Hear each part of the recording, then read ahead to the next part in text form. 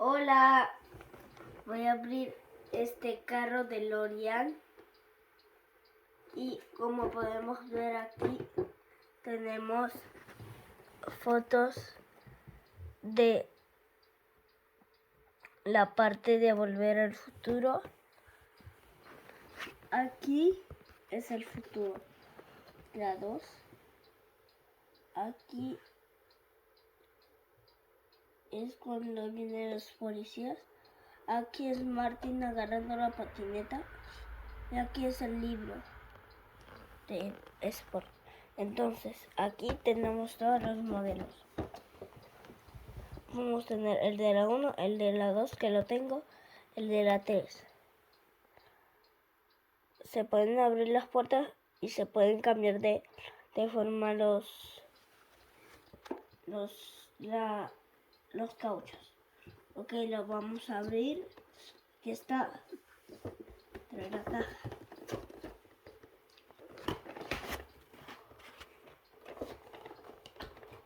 Ulala.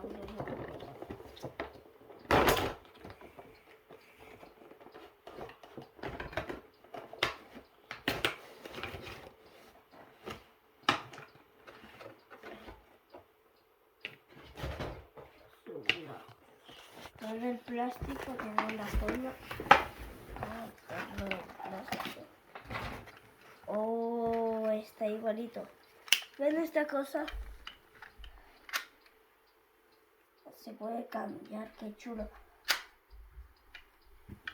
Si te lo mueves para adelante, se ponen al suelo.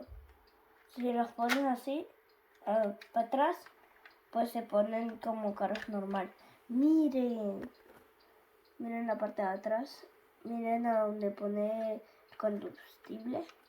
Y mira, era verdad. Wow. Mira, pareciera que era convertible. Quitamos todo esto y es convertible. Aquí el otro, donde va el hot dog. Y así. Que me gustó el video con ustedes. ¿Qué será esto? No sé. Pero tenemos una base para poner el carro. Lo quieres poner aquí. Así. Mejor así. O como si volara.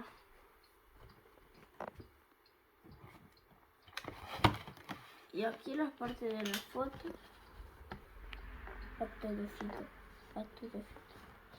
Una parte de Volver al Futuro. Que la eliminaron, creo. Bueno, el video se ha acabado. Espero que les guste el video. Chao.